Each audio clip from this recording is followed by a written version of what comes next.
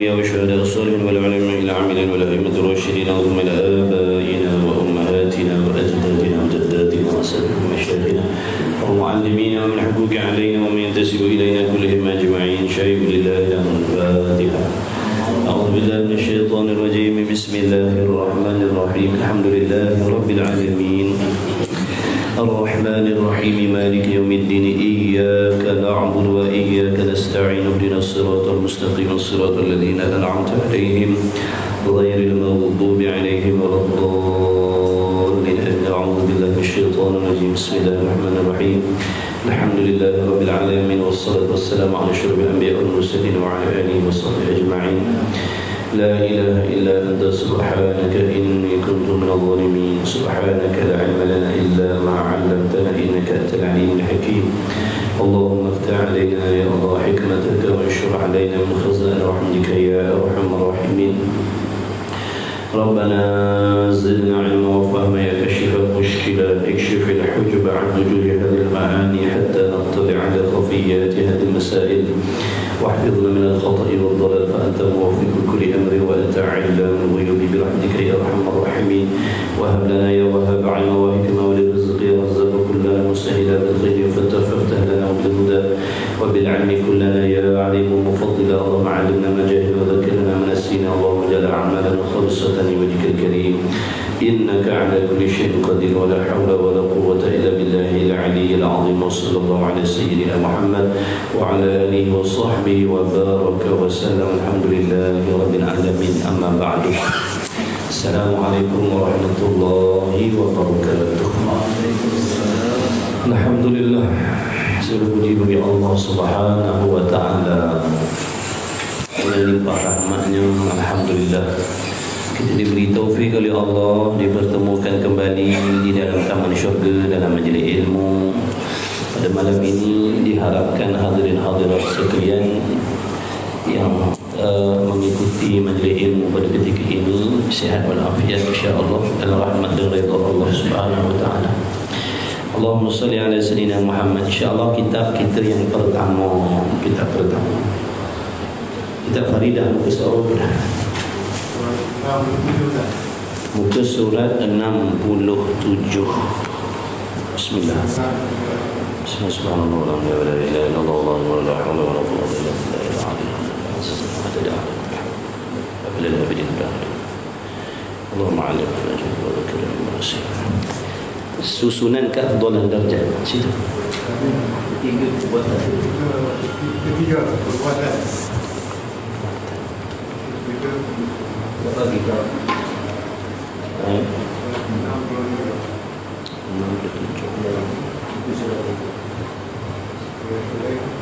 Ketiga perbuatan.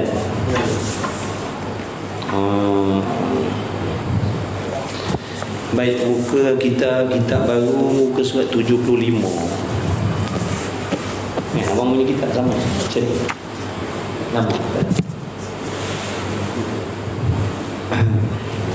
Bismillahirrahmanirrahim. Qala al-muallif rahimahullahu ta'ala wa nafa'ana wa iyyakum bi 'ulumihi wa bi 'ulumi masyayikhina fid darain amin ya rabbal alamin.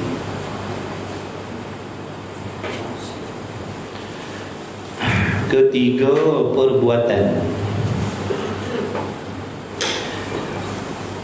yakni perkara yang membawa kepada riddah itu tiga perkara. Maka wajiblah setiap kita mukallaf, laki-laki dan perempuan, wajib mengetahui. Wajib kita mengetahui apakah penyebab-penyebab seseorang yang beriman itu boleh menjadi kafir. Wajib kita tahu supaya kita boleh menjaga, supaya kita boleh berwaspada. Kalau kita tak tahu, boleh jadi nanti kita akan tercakap, kita akan terbuat ataupun kita akan percaya benda-benda yang boleh mengkafirkan. Na'udzubillah min zalik. Wajib di dalam hati kita ada perasaan takut rosak akidah. Wajib ada perasaan takut rosak akidah. Wajib. Kalau tak ada perasaan tu maknanya dia tak peduli. Kalau tak ada perasaan takut jadi kafir, maknanya dia tak peduli, tak kisahlah maknanya. Kalau jatuh kafir pun tak kisah, na'udzubillah. Sebab tu dalam tiap-tiap diri kita, semaksiat apa pun kita, semaksiat apa pun kita, apa pun maksiat yang kita buat, sejahat apa pun kita, jangan sampai tidak ada rasa takut rosak akidah, jangan. Kerana kalau setakat kita cerita tentang buat dosa maksiat ni, sesiapa pun buat dosa, sesiapa pun buat maksiat. Jadi tidak menjadi suatu kepelikan kalau kita orang Islam ni, muslimin, mukminin ni melakukan dosa tu, tak pelik. Dah memang tabiat manusia itu akan terjatuh ke dalam perkara maksiat. Tapi jangan sampai kita membuat sesuatu perkara yang mengkafirkan, tu jangan. Kalau sampai tahap mengkafirkan, ini habislah. Na'udzubillah min zalik.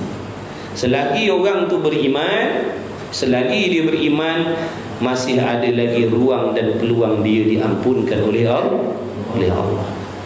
Sebesar apa pun dosa dia, selagi dia beriman, selagi akidah dia benar, dia ada lagi ruang dan peluang untuk diampunkan oleh Allah Subhanahu wa taala. Tapi kalau dah jatuh kafir, ini tak ada dah. Allah Ta'ala janji akan mengampunkan segala dosa-dosa besar, melainkan menyentuhkan Allah, melainkan kafir, melainkan kufur. Ini wajib ikut janji Allah. Bahawa siapa yang jatuh dalam syirik tu, ikut janji Allah, pasti neraka tempat dia. Na'udzubillah. Waktu kita kena jaga. Antara macam mana kaedah kita nak jaga, kita kena tahu. Kalau kita tak nak jatuh gaung, kita kena tahulah gaung tu duduk tang mana. Tak nak masuk lubang, kita kena tahu lubang tang mana. Beginilah juga kalau kita tak nak jatuh kepada kafir, wajib kita kena tahu apakah penyebab-penyebab yang kita muslimin ni boleh jadi kafir. Na'udzubillah. Baik lelaki, baik perempuan. Jadi ada 3 perkara yang boleh menjadikan seseorang itu kafir, jadi murtad, jadi syirik. Yang pertamanya dulu telah kita bincangkan. Yang pertama, yang terpaling bahaya sekali, yang terpaling bahaya sekali, yang paling ramai orang tak perasan jadi kafir, yang pertama ni, i'tiqad yang salah. Ini yang terpaling bahaya sekali. I'tiqad yang salah. Kepercayaan di dalam hati terhadap Allah yang salah. Kefahaman di dalam hati terhadap Allah yang salah. Ini ramai orang jatuh, na'udzubillah. Sebab tu saya kata yang terpaling bahaya sekali, yang nombor 1 ni kan, i'tiqad.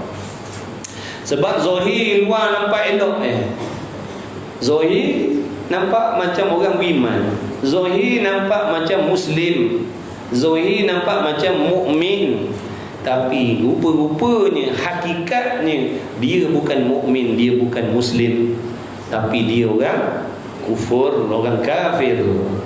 Dengan sebab apa? Ada kesalahan i'tiqad dalam hati dia terhadap Allah.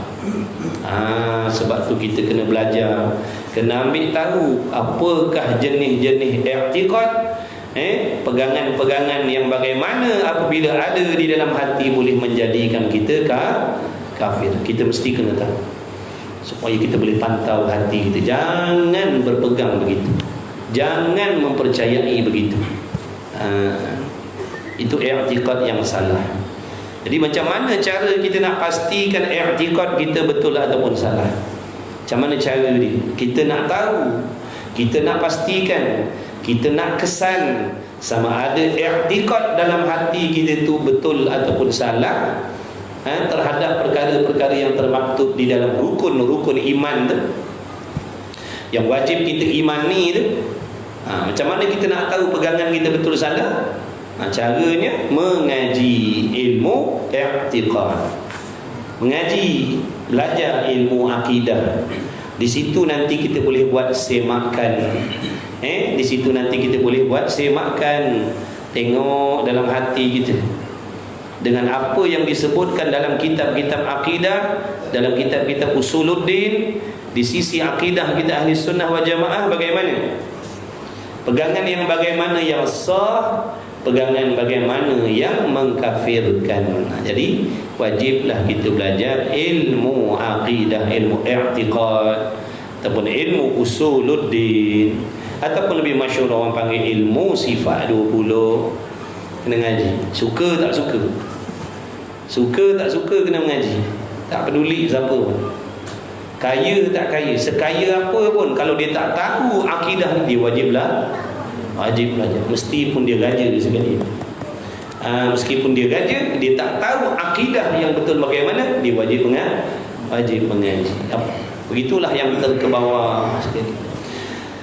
Sebab dalam bab akidah ni, daripada gaja sampailah yang terkebawah sekali, rakyat yang paling bawah sekali, yang paling lekeh sekali, daripada gaja sampai ke bawah, wajib ada akidah yang betul terhadap Allah.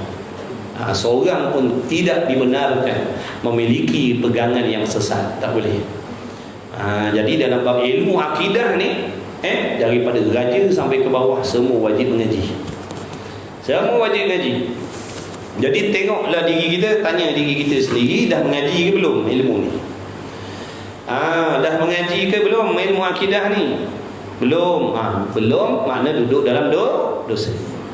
Siapa tak mengaji lagi ilmu ni, makna dia duduk dalam dosa. Sebab mengaji ni wajib, ilmu ni wajib dipelajari. Kalau ditinggalkan berdosa. Setiap benda yang wajib, bila ditinggalkan berdosa. Sama macam semayang.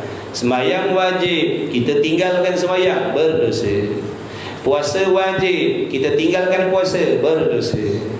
Keluar rumah tutup aurat wajib, kita keluar rumah meninggalkan tutup aurat, berdosa. Ilmu ni wajib, kita tinggalkan juga, berdosa. Kita ni dah dosa banyak. Usaha untuk meminimumkan dosa kita.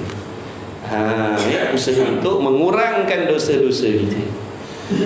Jadi yang belum belajar ilmu tauhid, ilmu akidah ni, tolonglah belajar, tolonglah mengaji. Tolong belajar, tolong mengaji. Mudah-mudahan dengan kita belajar, dengan kita mengaji, Allah memberi kepada kita akidah yang betul. Mudah-mudahan dengan belajar ilmu akidah ni, dengan rahmat Allah, Allah pelihara pegangan dalam hati kita. Jangan semata-mata minta iman yang betul tapi tak nak ambil tahu. Itu namanya berangan-angan, namanya angan-angan. Allahumma ahyina bil iman. Doa imam baca. Kita pun kat belakang amin. Amin. Dah tu imam baca. Doa kita amin lah kat belakang tu. Maknanya imam minta apa? Ya Allah, hidupkanlah kami ni dengan iman. Kalau nak diperincikan lagi, ya Allah, hidupkanlah kami ni dengan pegangan dan kepercayaan yang betul. Tu kalau nak dihalusi lah. Kalau nak dihuraikan lagi, sebab iman tu maksud dia apa? Kepercayaan dalam hati, pegangan dalam hati, i'tiqad dalam hati. Jadi bila kita doa Allahumma ahyina bil iman, ya Allah hidupkan kami dengan iman, maksudnya ya Allah hidupkan kami ini beserta pegangan dalam hati yang betul. Jangan kau hidupkan kami, jangan kau beri kepada kami ini, jangan kau hidupkan kami ini dengan pegangan yang sesat. Adakah cukup dengan berdoa macam tu? Cukup berdoa macam tu? Dengan berdoa macam tu minta Allah bagi iman kita yang betul? Tak boleh. Pada adatnya mustahil. Kena usaha. Kena usaha belajar. Kena usaha ambil tahu pegangan yang betul bagaimana, pegangan yang salah bagaimana. Kemudian barulah layak dengan apa yang kita minta tadi. Maknanya kalau kita usaha belajar, usaha ambil tahu, usaha fahamkan tentang iman, tentang akidah ni, tentang i'tiqad ni, kita usaha belajar, mengaji, kemudian baru layak dengan doa kita, ya Allah, hidupkanlah kami ni dengan iman. Baru kena usaha pun ada, ikhtiar pun ada, kemudian berharap kepada Allah. Ini usahanya tidak. Mengajinya tak mau, perihal akidah tak nak belajar. Macam dah pandai sangat, macam dah faham sangat, padahal tak pernah ambil tahu pun tentang ilmu akidah. Pada adatnya mustahil, tuan-tuan. Dengan kita tak belajar, mustahil kita boleh pandai, mustahil kita boleh gerti, mustahil kita boleh faham tentang akidah dengan tak belajar. Ilmu dunia pun macam tu. Kalau saya tak belajar ilmu mengira, mustahil saya pandai mengira. Saya tak nak belajar ilmu mengira, saya tak nak belajar ilmu kira-kira, tak nak hafal sifir, tak tahu apa tambah, tolak, darab, bagi. Tiba-tiba saya tak ada apa, saya walaupun tak belajar ilmu kira-kira, matematik ni, saya pandai mengira. Bohong. Pada adatnya bohong. Mustahil boleh pandai mengira dengan tak belajar ilmu kira-kira. Ilmu akhirat memang begitu. Saya walaupun tak belajar ilmu tauhid ni, saya pandai tauhid. Boleh ke dia tu? Bohong. Pada adat ni mustahil. Sebab tu kena buang sombong kita ni, buang sifat ujub kita. Ujub ni mana perasan pandai, padahal tak pandai pun. Tak payahlah kita nak mengaku kita pandai, gerti, faham tentang akidah yang betul macam mana, yang sesat macam mana, dengan kita tak belajar. Tak payah nak buat dakwaan macam tu, merugikan kita. Sebab itulah kita ajak belajar, ajak mengaji. Daripada belajar mengaji itu nanti baru kita boleh faham, oh begini yang betulnya, begini yang salahnya. Baru boleh beza. Bila ada ilmu, bila ada pengetahuan, baru boleh beza akidah yang betul dan akidah yang salah. Maka ambil yang betul, jauhkan yang salah. Tapi kalau kita sendiri tak boleh nak beza yang betul bagaimana, yang salah bagaimana, maka apa yang kita pegang dalam hati kita? Bagaimana pegangan kita terhadap perkara yang termaktub dalam rukun iman tu, yang 6 tu? Macam mana kepercayaan kita kepada Allah? Bagaimana kepercayaan kita kepada Allah? Kepercayaan kita kepada Rasul bagaimana? Kepercayaan kepada kitab-kitab bagaimana? Hafal, semua orang boleh hafal rukun iman tu. Sebab tu kena buang penyakit hati kita ni. Hati kita ni banyak penyakit hati kita. Cinta dunia, tak peduli akhirat, perasan pandai, perasan soleh, perasan solehah, perasan bertakwa, perasan amal banyak, perasan amal Allah dah terima. Banyak penyakit hati kita. Ini yang membuatkan kita tak nak belajar. Sebab kita perasan yang kita pandai, padahal hakikatnya kita tak pandai. Itu permainan syaitan dan nafsu dalam hati kita. Jadi kena buang penyakit, kena mengaji, tawaduk. Allah suruh kita ni memiliki hati yang tawaduk, merendah diri. Aku tak pandai, ya Allah, dalam bab ilmu, dalam bab amal, dalam bab ibadah, dalam bab akhirat, dalam bab akidah ni memang aku tak reti, memang aku tak tahu, memang aku tak faham. Jadi aku nak belajar. Itu baru betul, itu baru mulia. Orang jahil yang sedar dirinya, orang jahil yang merendahkan dirinya dan nak belajar, dia mulia di sisi Allah Subhanahu wa ta'ala, daripada orang yang jahil tapi bodoh sombong. Orang jahil tapi sombong. Dia tak tahu, dia tak sedar yang dia sebenarnya tak tahu tentang amal. Dia tak tahu dan dia tak sedar yang dirinya tak tahu tentang akidah, tapi dia mendakwa dirinya tahu tentang akidah, padahal dia tak tahu. Padahal pegangannya salah, tapi dia perasan dia tahu. Ini nama jahil murakkab namanya. Jahil murakkab. Orang yang tak tahu, dirinya tak tahu. Nampak tak? 2 kali tak tahu. Saya tak tahu yang saya ni tak pandai akidah. Maksudnya gitu. Saya tak tahu yang saya ni tak tahu tentang akidah. Saya perasan saya faham akidah, padahal saya tak faham pun. Sebab tu bila orang ajak saya mengaji akidah, saya kata tak payahlah, aku bukan tak reti pasal akidah ni. Padahal hakikatnya memang tak reti pun, cuma perasan. Itu nama bodoh sombong. Dah bodoh sombong pula. Dah jahil sombong pula. Kalau jahil tak sombong, jahil tapi merendah diri, jahil sedar diri, ini mulia. Maka jadikan diri kita ni orang yang jahil tapi tawadhu, tak pandai tapi merendah diri. Saya tak pandai, sebab tu saya nak belajar. Saya tak pandai, sebab tu saya nak ambil tahu. Saya tak reti, sebab tu saya nak mengaji. Ini mulia sisi Allah. Jadi kita pilihlah, nak jadi orang jahil yang Allah benci ataupun nak jadi orang jahil yang Allah redha. Pilih yang mana satu. Nak jadi orang bodoh yang Allah benci ke nak jadi orang bodoh yang Allah sayang? Kalau nak jadi orang yang bodoh yang Allah sayang, mengaji. Kalau nak jadi orang yang bodoh tapi dibenci oleh Allah, jangan mengaji. Duduklah dengan bala kebodohan tu. Na'udzubillah min zalik. Jadi tak payah kita nak belagak rasa tahu dah. Sampai bila? Umur kita berpuluh tahun dah tak pernah usik, tak pernah belajar ilmu ni. Dah nak mati dah kita masing-masing. Besok benda yang nak ditanya oleh Allah dalam kubur tu antaranya akidah.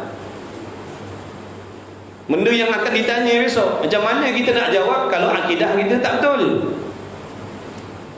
Sebab tu jangan leka dah kita ni. Jangan leka dah. Puluh tahun kita leka dah. Leka dengan anak bini, leka dengan kerja, leka dengan memburu harta, leka dengan berlumba-lumba mencari kekayaan, mencari kemewahan, mencari keselesaan. Tangguh-tangguh belajar. Nantilah insya-Allah lah. Akhirnya memang tak pernah ngaji sampai mati, tak ngaji. Betul tak? Banyak yang mati macam tu, sungguh. Banyak yang mati dah macam tu. Nanti ya, sibuk mati dah. Ingat pergi kerja, sampai dah tengah jalan Allah ambil nyawa dah. Nampak dah? Kita nak macam tu juga. Jangan ingat kita panjang umur. Mati bila-bila. Tak nanti sakit, tak nanti tua mati. Sebab tu marilah kita belajar. Mari rendahkan diri kita dengan Allah. Mari kita menghinakan diri kita dengan Allah. Ya Allah, aku tak pandai, aku nak belajar. Ya Allah, selamatkanlah aku ni. Barulah layak dengan kita minta, ya Allah, Allahumma ahyina bil iman. Sebab ada usaha yang kita buat. Ini usaha tidak. Usaha tak goyang kaki. Nak minta iman percuma macam tu. Semayang tidak contohnya, tapi nak minta Allah bagi kita pahala semayang. Pahala semayangnya salah, tapi nak minta Allah terima semayang. Macam mana tu? Semayang dalam keadaan hadas besar, semayang bacaannya salah, syarat rukun tak tahu, semayang dedah aurat, tapi minta Allah terima semayang kita. Patut dia. Ini yang nama Imam Ghazali kata angan-angan. Ini yang Imam Ghazali kata kau berangan je. Kita ni berangan je. Allah tak terima semayang kita. Allah tak terima semayang kita yang dibuat dengan cara yang salah. Lepas tu suruh mengaji. Ngajilah. Kan jadi miskin pun. Kita tak mengaji pun Allah bagi kaya. Tak mengaji pun Allah suapkan makan minum. Betul tak? Siapa yang menyuapkan makan minum itu? Allah. Boleh kita nak angkat tangan ni suap makanan dalam mulut kalau tak ditolong oleh Allah? Tak boleh. Allah tolong kita. Itu dalam keadaan kita lupa kepada Allah tu. Dalam keadaan kita tak peduli apa yang Allah suruh tu, Allah tolong kita. Allah bagi nikmat macam-macam, bagi hidup, bagi laki, bagi bini, bagi anak lagi.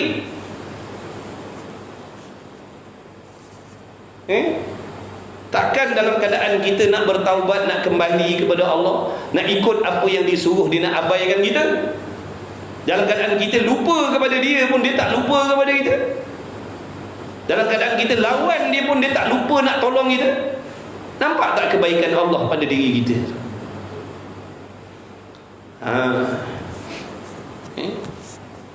Siapa yang bagi laki, siapa yang bagi bini, siapa yang bagi anak-anak, siapa yang bagi pekerjaan, siapa yang bagi jawatan, siapa yang bagi gaji, siapa yang bagi allowance? Hakikatnya siapa? Allah yang bagi. Allah suruh ngaji sebab Allah nak selamatkan kita. Allah suruh ngaji supaya kita dapat nikmat dunia akhirat. Allah suruh mengaji supaya amalan kita nanti Allah terima. Tapi kita tak nak mengaji. Kita nak Allah terima amalan tanpa mengaji. Mana boleh? Mustahil. Pada adatnya mustahil. Kita kena usaha, tuan-tuan, perempuan, sahabat-sahabat yang saya kasih sekalian. Kena mengaji. Bukan suruh mengaji sehari suntuk dah. Dapat 1 minggu 4 jam pun dah dikira orang yang seimbang dunia dan akhirat dia dah. Seminggu 168 jam.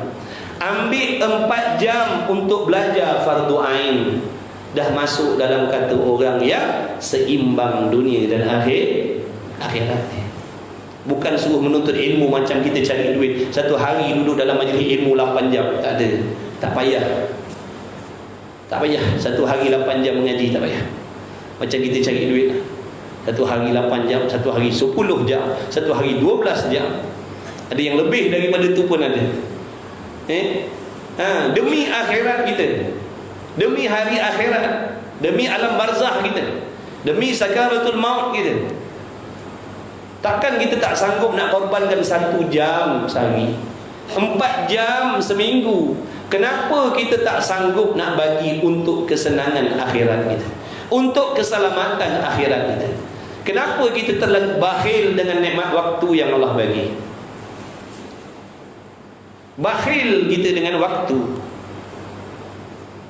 Sayang kita nak gunakan 4 jam untuk cari ilmu akhirat, tapi tak pernah sayang pun masa kita untuk nak buat benda sia-sia.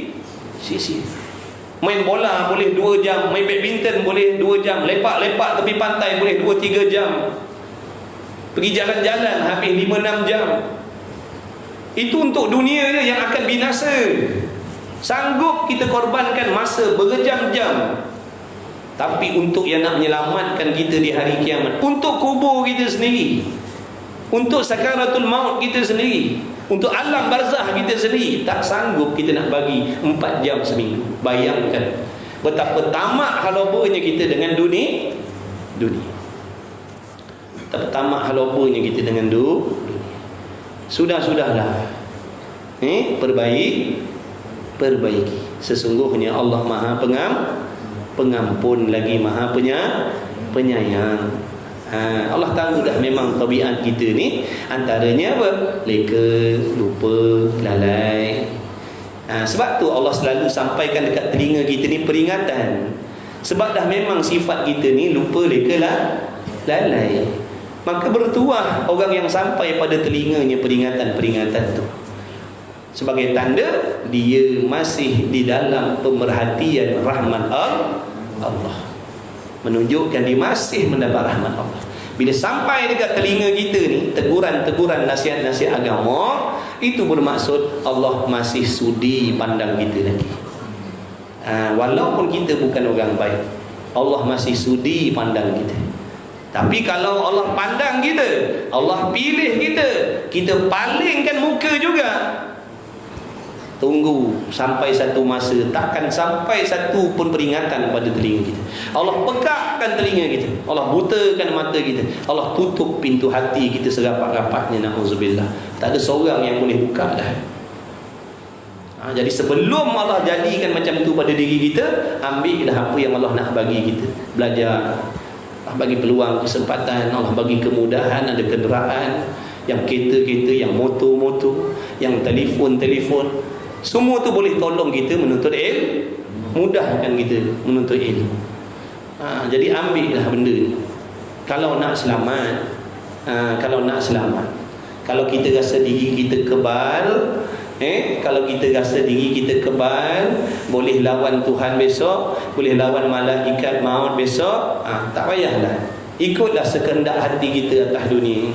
Carilah sebanyak-banyaknya, kumpullah sebanyak-banyaknya, kalau benda tu boleh menyelamatkan akhirat kita besok. Sebab tu suruh mengaji.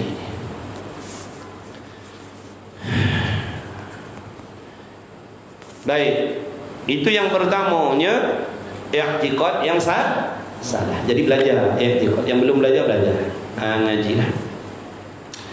Yang kedua yang boleh mengkafirkan kita, perkataan. Pun dah huraikan dah hari itu. Ada perkataan yang bila kita sebut, walaupun gurau, jadi kafir kita. Benda tu kita gurau, buat gurauan, jadi kafir juga, murtad juga. Tak peduli apa perkataan dia, macam mana perkataan tu. Ngaji nanti tahu. Dah lepas dah. Tengok rakaman ni. Hari tu ada kawan kita rakam, tengok je.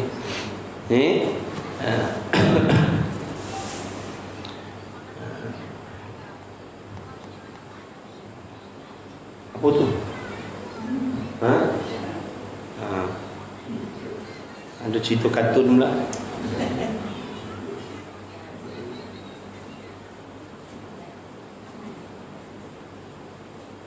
Kemudian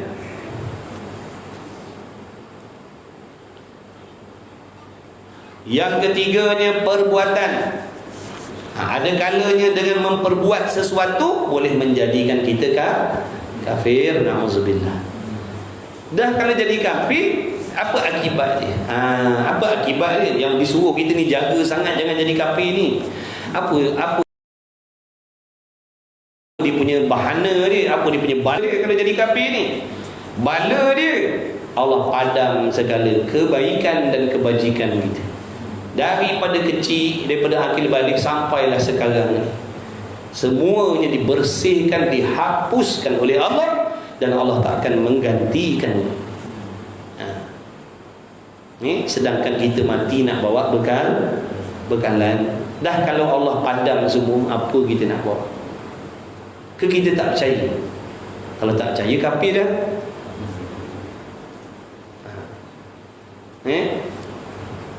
Itulah bahayanya, celaka kalau jatuh kafir ni.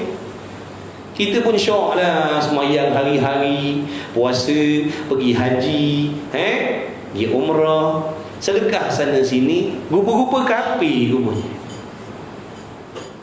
Nampak tak? Kita ingat kita Islam, kita ingat kita beriman, rupa kafir. Sebab tak pernah tahu, tak pernah ambil tahu akidah bagaimana. Itulah bahaya. Besok mati, kenapa malaikat maut ambil nyawa aku sampai macam ni sekali dahsyat? Rupanya memang betul lah, cara malaikat maut nak ambil roh orang kafir lain, cara malaikat maut nak ambil roh orang beriman lain. Rupa-rupanya kafir. Dah mati besok baru tahu kafir. Sebab tu biar kita belajar sekarang, boleh tahu akidah kita selama ni akidah yang mengkafirkan kita ke ataupun macam mana. Kalau tahu sekarang boleh jaga, boleh perbaiki. Tapi kalau dah saat berdepan dengan malaikat maut baru tahu kafir, nak buat macam mana? Tak ada faedah dah. Ni perbuatan, contohnya mana? Seperti sujud kepada makhluk. Sujud kepada makhluk. Sujud macam mana? Macam semayang tu lah. Ini orang panggil sujud. Meletakkan dahi kita ni atas bumi, menyembah selain Allah. Tak kisahlah selain Allah tu apa. Dia sembah pokok ke, dia sembah tokong ke, dia sembah patung ke, dia sembah orang ke, dia sembah laki ke, dia sembah bini ke. Dia sujud pada laki dia, letak kepala atas lantai, sujud pada laki dia. Jadi rosak akidah.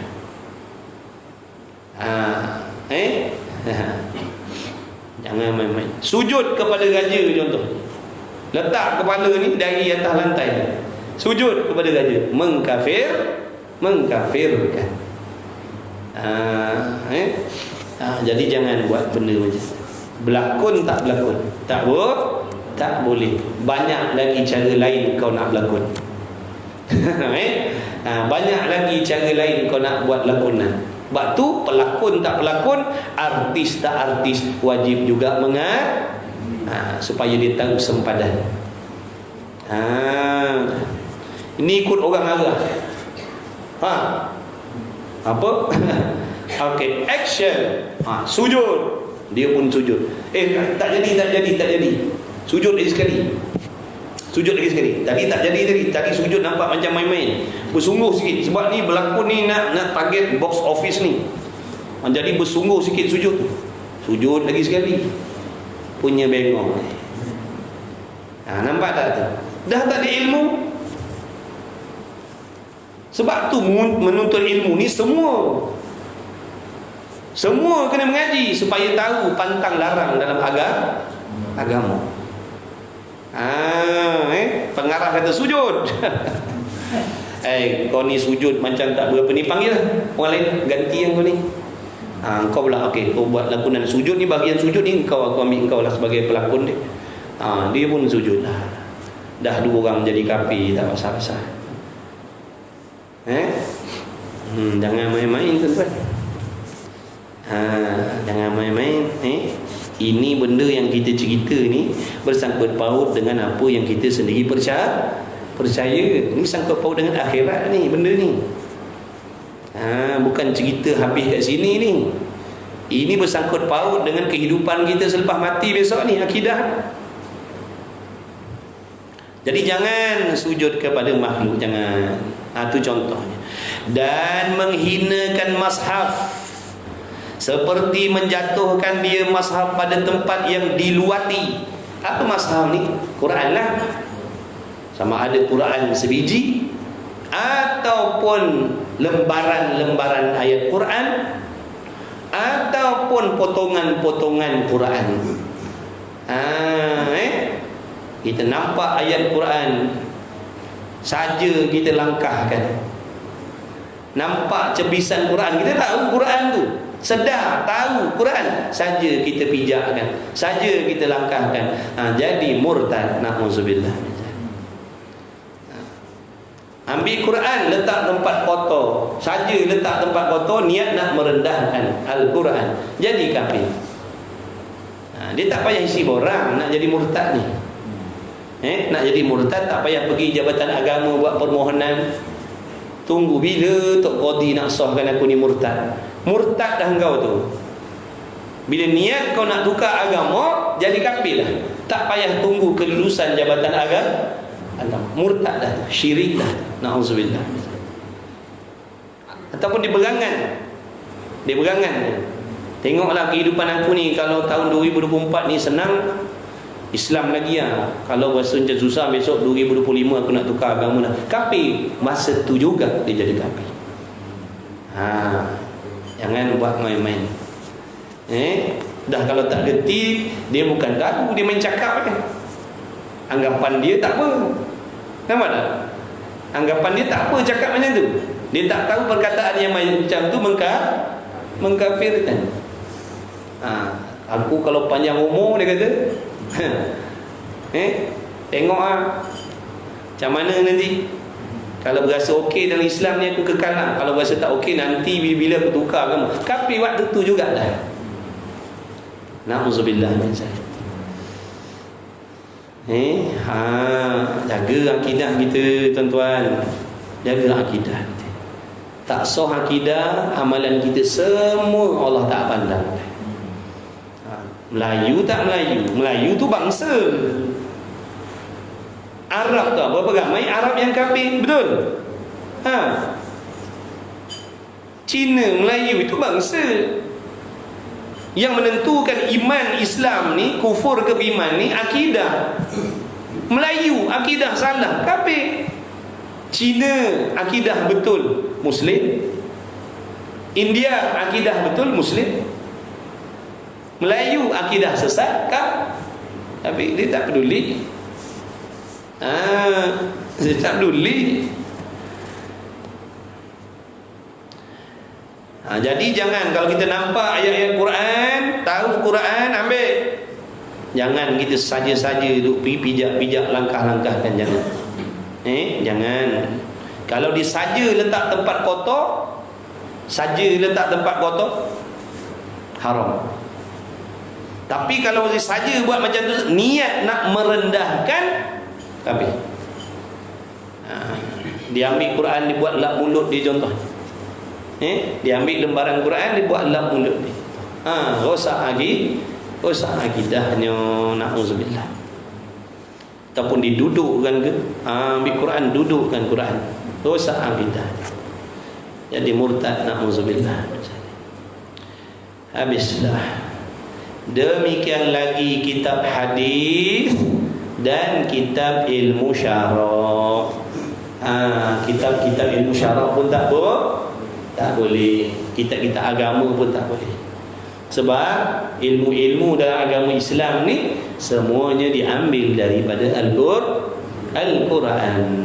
Iqra' tak iqra', muqaddam tak muqaddam. Kalau anak-anak yang mumayyiz tu ataupun yang belum mumayyiz tu, dia baling-baling, dia langkah-langkah, dia tak ada salah. Kita mak bapak jangan ikut langkah juga.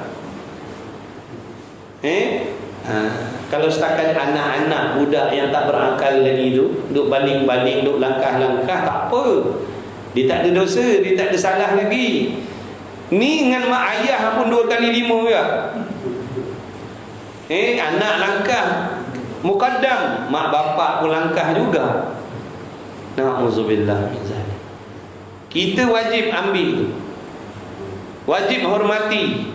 Iqra' tak iqra' tu, semua tu huruf-huruf dalam tu adalah huruf-huruf Quran. Jadi jangan buat main-main. Kitab iqra' tak iqra', iqra' 1, iqra' 2, iqra' 3. Jadi jangan kita duk buat menghina-hinakan macam tu. Walaupun kitab ilmu-ilmu syara', kalau kita niat nak menghinakan, duk pijak-pijak, duk buang tempat kotor, duk langkah-langkah, rosak akidah, na'udzubillah. Dan apabila jadi murtad seseorang, wajiblah atas yang memerintah seperti raja menyuruhkan dia kembali kepada Islam dengan mengucap 2 kalimah syahadah. Ini kewajipan pemerintah. Kalau pemerintah tahu orang ni dah buat benda-benda murtad, tak kisahlah benda murtad yang 3 tadi lah. Sama ada murtad dengan perkataan, murtad dengan akidah, murtad dengan perbuatan. Pihak berkuasa dapat tangkap. Wajib pihak berkuasa ambil tindakan. Apa tindakan dia? Wajib memaksa orang-orang ni bertaubat dan bersyahadah kembali kepada Islam. Itu hukum. Itu hukum Allah. Bukan membiarkan. Bukan membiarkan. Wajib. Nampak tak tu? Wajib suruh dia kembali. Dan taubat daripada dosa murtad ia dengan sebabnya. Maka jika enggan ia daripada kembali kepada Islam, raja dah tangkap dah. Makna kerajaan dah tangkap dah. Dia ni sebab buat paman-paman sesat ni yang mengkafirkan ni. Dah suruh taubat, suruh syahadah, dia tak nak, dia tak mau. Ada ulama kata bagi peluang 3 hari. 3 hari peluang, pujuk dia, bagi nasihat pada dia supaya bertaubat dan kembali kepada Islam. Masuk hari ketiga, nak masuk hari keempat, dia tak nak bertaubat juga. Ini jatuh hukum kedua pula. Wajib atas raja membunuhkan dia. Wajib ini bunuh yang apa ni? Yang disuruh oleh Allah. Bukan zalim ni. Yang kata zalim tu bunuh darah yang halal. Membunuh yang tak disuruh oleh Allah, itu haram. Ini Allah suruh. Bila Allah suruh, tidak keji. Faham tak tu? Ada ke Allah suruh buat benda keji? Ada? Ni nampak tak? Ni Allah suruh ni. Siapa berani kata keji benda ni? Siapa berani kata hukum ni keji? Siapa tak sayang iman kata hukum ni keji? Keji ni hukum ni, rosak akidah ni.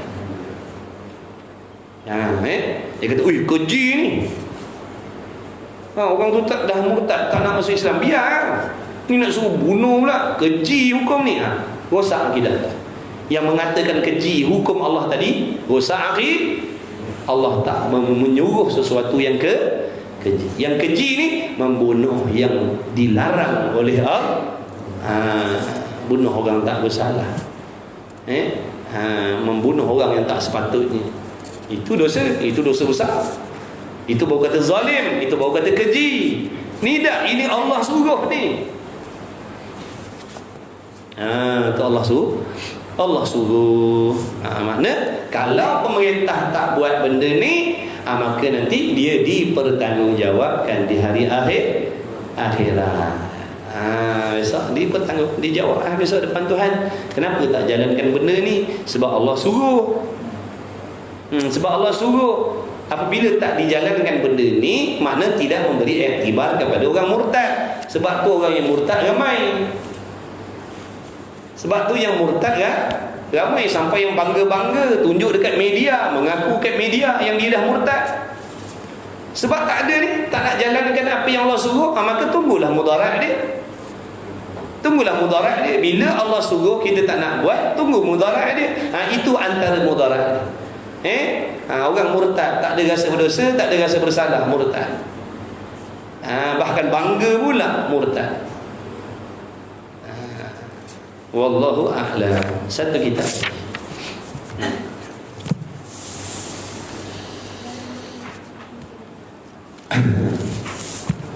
Satu kitab lagi 15 minit.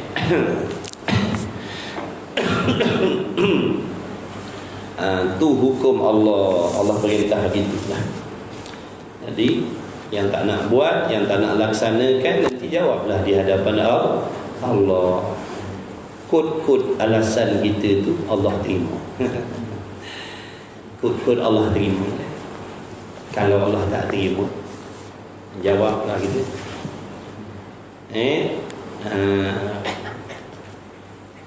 Muka surat berapa? 109.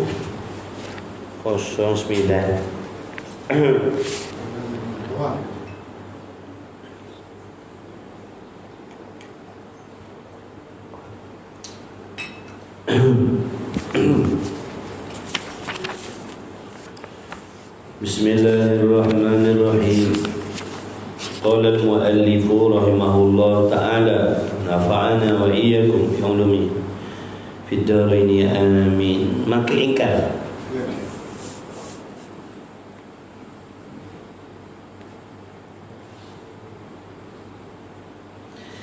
ingkar daripada pekerjaannya di dalam berlawan yang sangat dan tilik yang halus-halus, kemudian maka hendaklah dikekangkan dia nafsu dengan kekang takwa. Jadi nafsu ni dia memang liar, nafsu kita. Siapa-siapa pun ngaji tak ngaji sama lah nafsu kita manusia. Sebab tu tak pelik mengaji buat dosa. Orang alim jatuh dalam dosa, tak pelik. Sebab dia ada hawa nafsu. Bukan bermaksud bila dia mengaji dia dah bertukar jadi malaikat. Dia tetap manusia yang ada hawa nafsu. Dan hawa nafsu kita ni pula sentiasa mengajak kepada kemungkaran. Kalau kita diberi taufik oleh Allah, selamatlah kita daripada godaan dia. Kalau Allah tak bagi rahmat, tak belas kasihan pada kita, Allah tak bagi taufik, maka terdoronglah kita ikutlah kehendak nafsu. Sebab tu kita kalau boleh buat benda yang Allah suruh, itu semata-mata pertolongan Allah selamatkan kita. Boleh tinggalkan benda yang Allah larang, juga semata-mata pertolongan Allah. Bukan sebab kekuatan kita, usaha kita, ilmu kita, keinginan kita. Tidak. Itu semata-mata rahmat Allah, taufik, pertolongan Allah saja. Lepas tu macam mana cara nak mengekangkan nafsu ni? Nak mengekang nafsu. Apa maksud kekang ni? Nak tahan dah, nak break. Nak break. Kalau tak ada break ni, dia lajar aja nafsu kita. Nafsu kita Contoh nafsu apa? Cari duit. Nafsu cari duit lah. Nafsu cari duit. Nafsu cari duit. Nafsu ni dia tak cukup sikit. Dia sukalah duit banyak, duit mewah. Tu dia suka. Tengok angka banyak, 5 angka, 6 angka. Nafsu seronok tu benda tu. Dah memang nafsu macam tu lah, terbiak dia. Mana orang sedih dapat duit? Ada orang sedih? Apa ni? Kenapa aku bagi aku 10,000 ni? Aku tak nak 10,000 ni. Kenapa aku bagi aku 10,000 ni sambil-sambil masuk? Mana ada melompat kita nafsu dah tu. Jadi kalau nafsu, ikutkan nafsu ni, 24 jam Allah bagi ni tak cukup untuk kita cari duit. Kalau nak ikut nafsu, 24 jam Allah bagi sehari, tak cukup. Ada orang kata, dia kata kenapa kalau Allah bagi kita satu hari 48 jam ke, banyak sikit kita boleh cari. Ini 24 jam sikit je. Tengok sampai macam tu sekali. Nafsu lah tu, dia tak cukup sikit. Nafsu ni dia memang tabiat dia tak cukup sikit dengan keseronokan. Dia nak banyak. Nafsu tabiat dia nak seronok yang banyak. Kalau makan banyak, duit banyak, selesa banyak, tidur banyak, rehat banyak. Itu nafsu punya keinginan dah tu. Cari duit, jangan break. Kalau boleh, tak payahlah semayang ni, buang masa je. Rugi 10 minit. Nak kena berhenti semayang kan, nak ambil wuduk sekian, nak semayang sekian, berapa dah setengah jam buang dah. Kalau cari duit setengah jam dah dapat berapa banyak. Sampai macam tu sekali dibuat kira. Maka nak mengekang nafsu ni, nak suruh dia break sikit supaya dia beringat ada sempadan tadi. Tidak lain, kata Imam Ghazali, iaitu apa? Ketakwaan, takut kepada Allah. Bila dalam hati kita, apabila dalam hati hamba itu ada gerun dengan Allah, ada takut dengan Allah, maka insya-Allah dia boleh kontrol keinginan nafsu dia. Dia boleh kawal maknanya. Dia takkan turutkan. Dia akan kawal, dia akan pantau. Memadalah ni, kerja dah 8 jam ni cukup lah. Sebab Allah ada suruh aku semayang, sebab Allah ada suruh aku pergi mencari ilmu. Nanti kalau aku tak buat, nanti aku dibenci oleh Allah, nanti aku diazab oleh Allah. Tak mau. Jadi slow sikit. Dia akan beringat, contohnya dalam mencari rezeki. Dia akan berpada-pada. Sebab dalam hati ada takut kepada Allah. Mana nak datang takut tu tadi? Takut tu pula nak ambil mana takut tu? Nak beli dekat DIY ke? Takut kepada Allah tu nak ambil ke mana tu? Kat pasar malam ke? Ataupun ada pil ke kalau telan jadi takut? Ataupun macam mana? Ketakwaan itu, kata Imam Ghazali, diperolehi daripada ilmu, pengetahuan. Ada pengetahuan tentang Allah, mengenal Allah. Siapa Allah tu? Siapa Tuhan kita tu yang bernama Allah tu?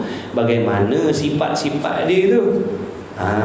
Jadi daripada kenal Allah dengan sebenar-benar pengenalan, disitulah nanti akan menimbulkan rasa gerun di dalam hatinya terhadap Allah. Takut, gerun, malu, sayang, cinta, terhutang budi, bila kenal. Itu semuanya daripada mengenal. Mustahil kita nak jatuh cinta pada sesuatu yang kita tak kenal. Begitulah juga mustahil kita nak rasa gerun kepada sesuatu yang kita tak kenal. Mustahil kita nak rasa malu kepada sesuatu yang kita tak kenal. Yang jadi malu tu sebab kenal, yang jadi takut pun sebab kenal.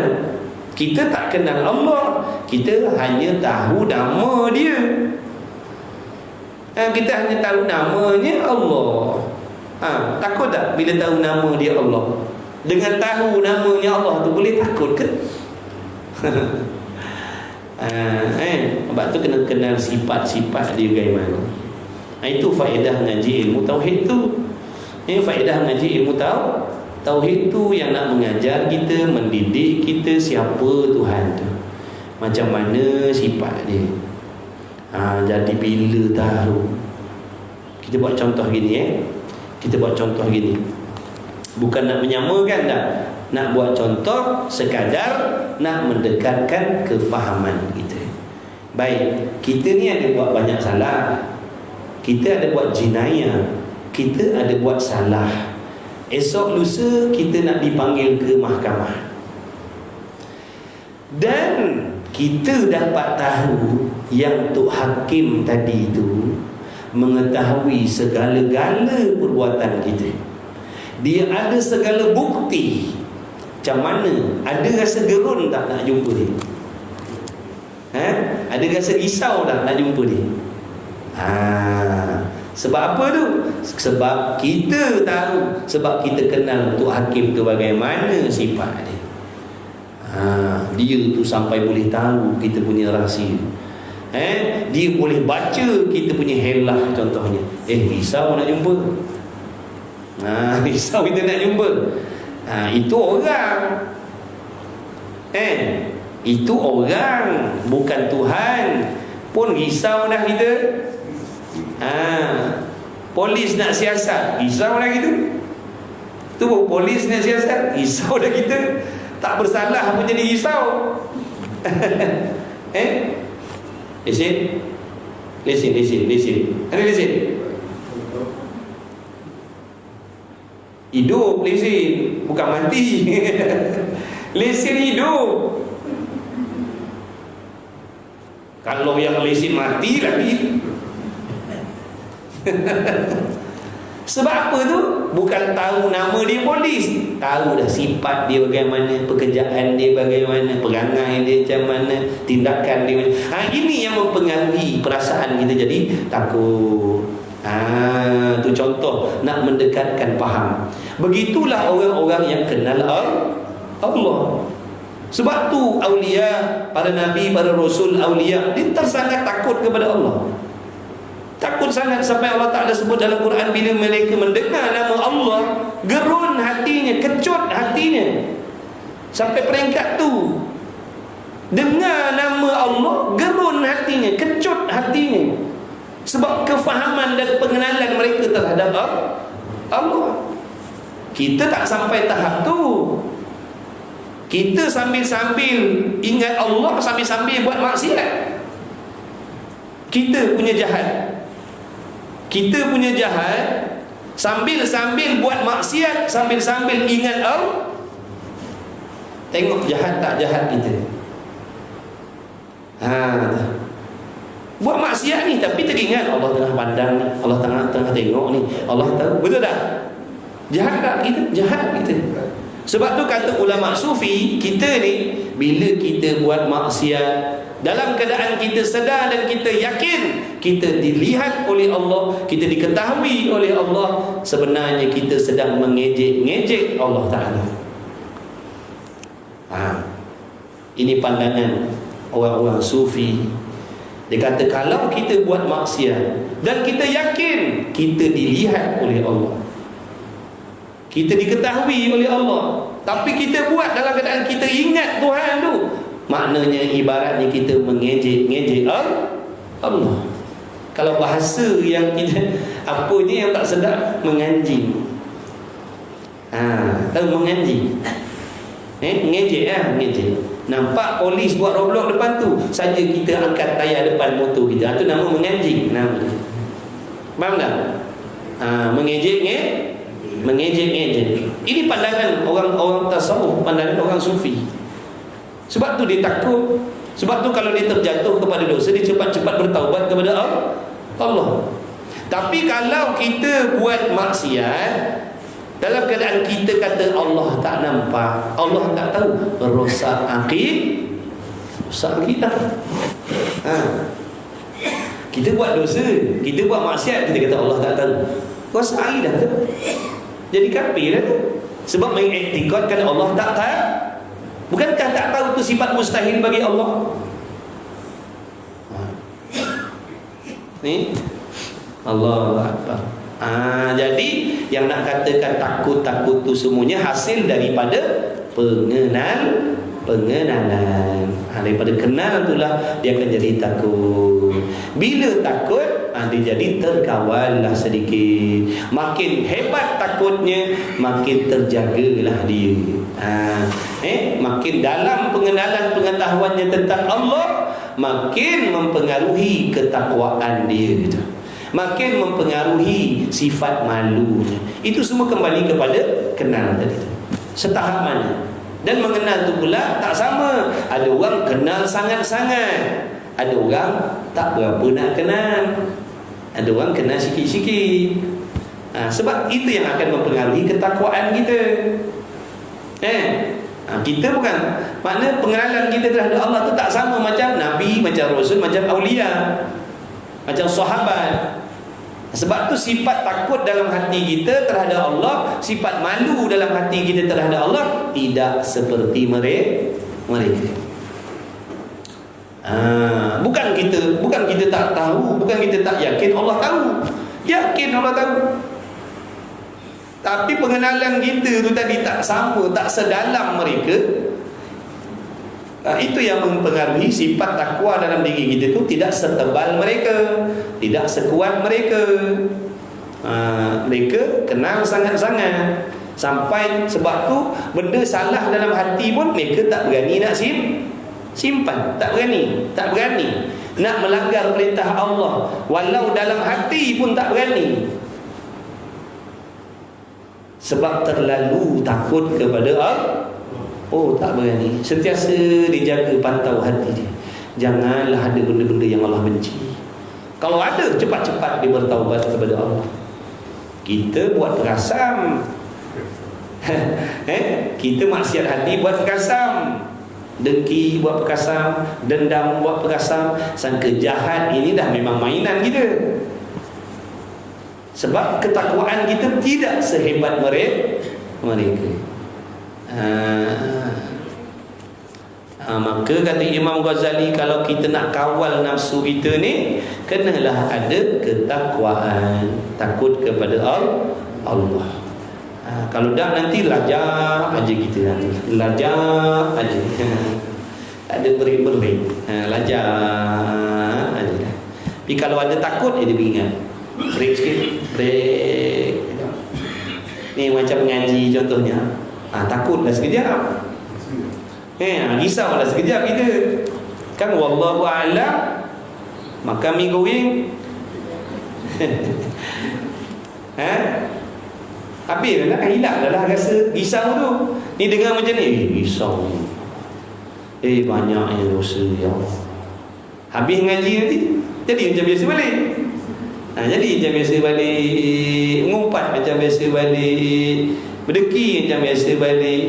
Nanti esok lusa ngaji balik, jadi takut balik. Kita boleh tahan lah. Adalah juga break-break daripada tak ada break langsung. Sebab tu kita ni kena ngaji. Siapa pun kena ngaji, supaya tak lajak, supaya ada break-break gitu. Break lepas. Lepas tu mana lupa tu. Bila ngaji kan, tekan balik. Aku tak nak umpat-umpat ni. Kalau yang bini pula, takutnya tu azab ya Allah. Sampai azab yang Nabi kata untuk isteri derhaka kepada Allah ni, nanti akan dibelah-belah tubuh badannya dalam neraka tu, disiang-siang oleh malaikat orang perempuan yang derhaka kepada suaminya, antara azab dalam neraka besok. Di siang-siang, isteri yang derhaka kepada suami, ush, takutnya dengar. Astaghfirullahaladzim. Habis kuliah, esok mana pergi? Habis kuliah. Habis kuliah, dia cakap tinggal balik. Mana pergi? Ngaji. Astaghfirullahaladzim. Takutnya, ya Allah, janganlah azab macam tu. Astaghfirullahaladzim. Minta maaf bang, minta maaf bang. Minta maaf dengan suami dia. Sebab takut tadi tu, takut azab Allah. Suami dia kata, baiklah, tak apalah, saya maaflah awak. Iyahu. Esok dia tunjang lelaki lagi. Kau kenapa kau balik lambat? Ngaji balik. Astagfirullahaladzim. Dia macam tu dah kita manusia. Tapi boleh tahan lah, ada break juga Kalau tak mengaji langsung, taknya takut langsung, taknya teringat langsung. Lajak gitu. Allah, itulah bertuah kita. Bila Allah pilih lajak, paling tidak adalah juga rasa takut, jadi rasa risau, rasa berdosa, rasa bersalah. Rahmat tu, ingat senang nak rasa berdosa ni. Ingat boleh buat main-main ke rasa berdosa tu? Ingat boleh buat main-main buat rasa berdosa ke? Itu pemberian Allah. Berasa diri berdosa, berasa diri bersalah, itu anugerah Allah. Bukan boleh main lakon-lakonan, buat-buat tak. Jadi bila kita belajar mengaji macam ni, dengar tentang azab Allah macam mana, berasa takut. Siapa yang bagi rasa tu? Allah yang bagi rasa. Sekarang ni takut sekejap-sekejap. Mudah-mudahan dengan berkah kita selalu duk hadir. Allah tengok bersungguh orang ni belajar, ikhlas dia belajar. Mudah-mudahan nanti Allah bagi rasa sentiasa takut kepada Allah. Dia ada peringkat. Dulu tak risau langsung, sekarang bila belajar dah ada risau sikit-sikit. Nanti ngaji lagi dengan niat yang betul, Allah bagi berkah lagi. Dah berat sikit rasa takutnya, dah rasa bimbangnya dah. Dalam keadaan dia tak sedar, banyaklah benda-benda jahat-jahat dia dah tinggalkan sedikit demi sedikit. Dalam keadaan dia tak perasan. Itu sebab suruh ngaji lah. Ngaji betulkan niat kita. Mudah-mudahan Allah bagi pertolongan. Yang suami pun begitu, takut kepada Allah, lalu dia didik anak bininya dengan agama. Sebab takut nanti Allah tanya hari kiamat besok. Bini tak semayang, nanti kita kena tanya. Bini dedah aurat, nanti kita kena tanya. Anak-anak dedah aurat, kita kena tanya. Anak-anak tak mengaji, tak semayang, kita kena tanya. Kena tanya gitu. Jadi suami yang takut kepada Allah, dia takkan turutkan hawa nafsu dia. Semata-mata memberi kesenangan, keselesaan dunia sahaja pada anak bininya. Tapi bila dia dah takut, dah mula dah diajak, jomlah kita pergi belajar. Jom kita pergi belajar. Kita tak pernah mengaji, jomlah kita pergi mengaji. Dah ada rasa takut kepada Allah. Itu penting takut tadi. Dia boleh menahan, mengekang nafsu itu tadi, yang nak bebas dari dia, nafsu yang nak bebas buat segala-galanya tadi. Dan wara', supaya hasil bagimu dua faedah sekaliannya. Jadi apabila dalam diri seorang tu ada takwa dan wara', maka dia akan terselamatlah, mendapat faedah keduanya, yakni dunia dan akhir. Dia akan dapat faedah dunia, faedah akhirat. Wallahu a'lam. Mudah-mudahan dengan berkah majlis ilmu kita, Allah Ta'ala belas kasihan atas diri kita. Allah rahmati kita semua, kedua ibu bapa kita.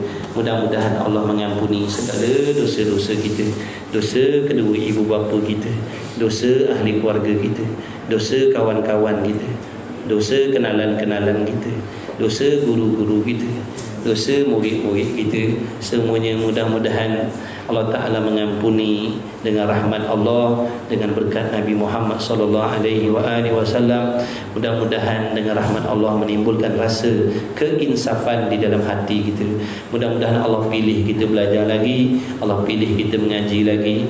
Mudah-mudahan Allah jadikan kita orang yang sabar dalam menuntut ilmu, dalam mengamalkan ilmu. Mudah-mudahan Allah jauhkan kita daripada sifat berputus asa daripada rahmat Allah. Mudah-mudahan dengan berkah kita duduk dalam majlis ilmu, ikhlas mengaji, ikhlas mendengar. Mudah-mudahan dengan demikian Allah pelihara akidah kita, Allah pelihara iman kita, Allah pelihara keturunan kita sampai kiamat. Mudah-mudahan Allah Ta'ala rezekikan kepada kita anak-anak yang soleh, yang solehah, yang berjaya dunia, yang berjaya akhirat, selamat dunia, selamat akhirat. Mudah-mudahan Allah selamatkan rumah tangga kita, selamatkan ahli keluarga kita, selamatkan ibu bapa kita daripada kecelakaan dunia dan akhirat dengan berkat Nabi Muhammad sallallahu alaihi wasallam. InsyaAllah kawan-kawan yang ngaji secara online, kita ada kelas lagi nanti pukul 10.40. 10.40 kita ada satu kelas lagi insyaAllah. Bismillahirrahmanirrahim. Alhamdulillahirabbil alamin. والصلاة والسلام على رسول الله. اللهم ربنا انفعنا بما علمتنا، ربنا علمنا الذي ما ينفعنا، ربنا فك أهلنا وقربات لنا في ديننا مع أهل القتل والأنثى والذكر. وصلى الله على سيدنا محمد والحمد لله رب العالمين. تقبل الله منكم.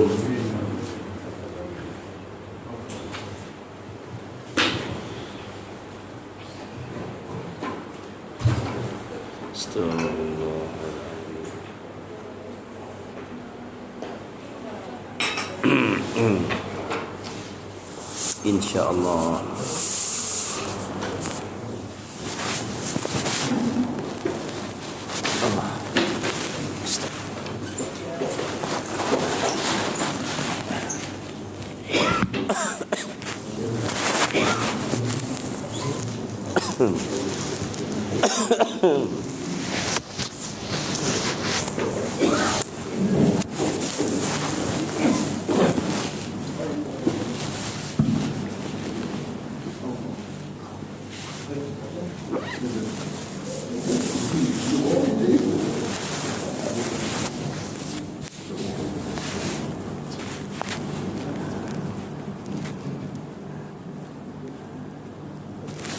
قامت الصلاة.